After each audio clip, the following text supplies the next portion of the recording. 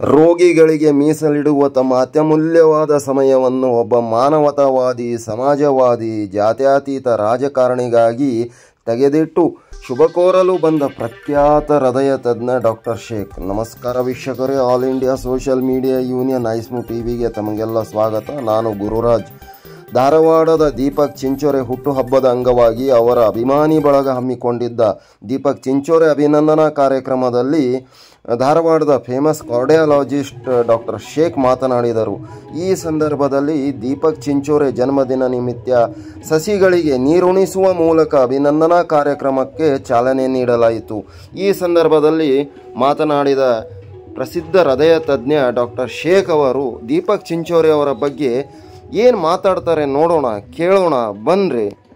ಆಸೀನರಾಗಿರುವಂತಹ ಪರಮ ಪೂಜ್ಯ ಮಹಾಸ್ವಾಮಿಗಳೇ, ಇವತ್ತಿನ ಈ ಸಮಾರಂಭದ ಕೇಂದ್ರ ಬಿಂದು ಮತ್ತು ಹುಟ್ಟುಹಬ್ಬವನ್ನು ಬೇರೆಯವರಿಂದ ಆಚರಿಸಿಕೊಳ್ಳುವಂತಹ ನನ್ನ ಮಿತ್ರರು, ನನ್ನ ಹಿತೈಷಿಗಳು ಆದಂತಹ ದೀಪಕ್ ಚಿಂಚೋರೆಯವರೇ, ಅದರ ಜೊತೆಗೆ ಮತ್ತೊಬ್ಬ ಬರ್ಡೇ ಬಾಯ್ ಅಂತ ಹೇಳೋದು ಬರೋದಿಲ್ಲ, ಬರ್ಡೇಯಿಂದ ಎಲ್ಲರನ್ನೂ ಸರಿಯಾಗಿ ಸಮಾನವಾಗಿ ನೋಡ್ಕೊಳ್ಳುವಂಥ ಒಬ್ಬ ವ್ಯಕ್ತಿ ನಮ್ಮಲ್ಲಿ ಇದ್ದಾನೆ ಅನ್ನೋದು ನಮಗೆ ಬಹಳ ಒಂದು ಸಂತೋಷದ ವಿಷಯ.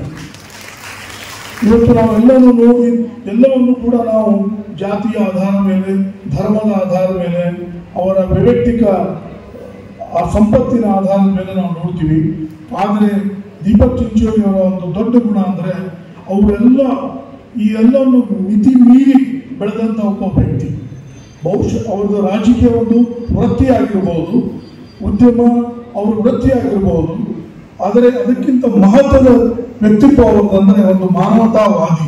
ಎಲ್ಲ ಮನುಷ್ಯರನ್ನು ಸರಿ ಸಮಾನವಾಗಿ ಎಲ್ಲರ ಜೊತೆಗೆ ಹೊಂದಿಕೊಂಡು ಎಲ್ಲರನ್ನು ತನ್ನ ಕಡೆಯಿಂದ ಆದಷ್ಟು ಪ್ರಯತ್ನ ಮಾಡಿ ಅವರ ಒಳ್ಳೆಯತನವನ್ನು ಮಾಡುವಂತ ಮನಸ್ಸಿನಿಂದ ಬಯಸುವಂತಹ ವ್ಯಕ್ತಿ ಅಂದ್ರೆ ದೀಪಕ್ ಚಿಂಚೋರೆ ಅವರು.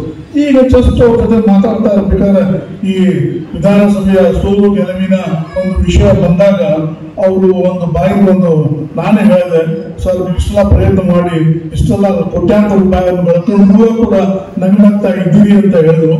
ಅವ್ರು ಒಂದು ಮಾತು ಹೇಳಿದ್ರು, नहीं डॉक्टर साहब मैंने पैसा कमाया है लेकिन वो मेरे लिए खुशी की बात है कि वो गरीबों के पॉकेट में गया है, कहीं उसका वेट नहीं हो गया, कहीं ना कहीं वो मेरे लिए वापस आ जाएगा और मेरे लिए एक आशीर्वाद बन के काम करेगा.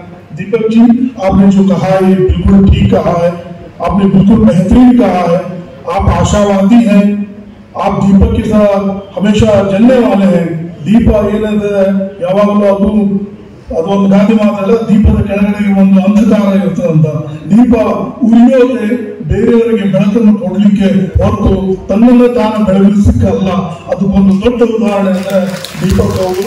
ಅವರು ಮುಂದಿನ ದಿನಗಳಲ್ಲಿ ಒಬ್ಬ ಒಳ್ಳೆಯ ರಾಜಕಾರಣಿಯಾಗಿ ನಮ್ಮೆಲ್ಲರ ಒಂದು ಹಿರಿಯ ಮುಖಂಡರಾಗಿ ಬೆಳೀಲಿ ಅಂತ ಒಂದು ಆಶಾವಾದವನ್ನು ನಾನು ಇಟ್ಕೊಳ್ತೀನಿ. ಏನೋ ಒಂದು ಸಲ ಇವತ್ತಿನ ದಿನಗಳಲ್ಲಿ ಏನೋ ಒಂದು ವಾತಾವರಣದಲ್ಲಿ ಸ್ವಲ್ಪ ಬದಲಾವಣೆಗಳು ಕಂಡು ಬರ್ತಾ ಇದೆ. ನಾವೆಲ್ಲ ಮಾತಾಡ್ತಾ ಇದ್ವಿ.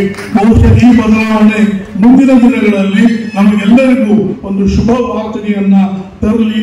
ನಿಜವಾಗಲೂ ನಾವೇನು ಬಯಸಿದಂತ ಅಚ್ಚೇ ದಿನಗಳು ನಮ್ಮಲ್ಲಿ ಬರಲಿ ಅಂತ ನಾನು ಮತ್ತೊಂದ್ಸಲ ಹೇಳಿ, ಅದಕ್ಕೆ ನಮ್ಮ ದೀಪಕ್ ಅವರು ಅದೊಂದು ರೂವಾರಿಯಾಗಿರಲಿ, ಸದಾ ಕಾಲ ನಮ್ಮಲ್ಲಿ ಇರಲಿ ಅಂತ ನಾನು ಬಯಸ್ತೀನಿ. ದೇವರು ದೀಪಕ್ ಅವರಿಗೆ ಎಲ್ಲವೂ ಕೊಟ್ಟಿದ್ದಾನೆ, ಆಸ್ತಿ ಕೊಟ್ಟಿದ್ದಾನೆ, ಅಂತಸ್ತು ಕೊಟ್ಟಿದ್ದಾನೆ, ಒಂದು ವ್ಯಕ್ತಿಗತ ಒಂದು ವರ್ಚಸ್ಸು ಕೊಟ್ಟಿದ್ದಾನೆ.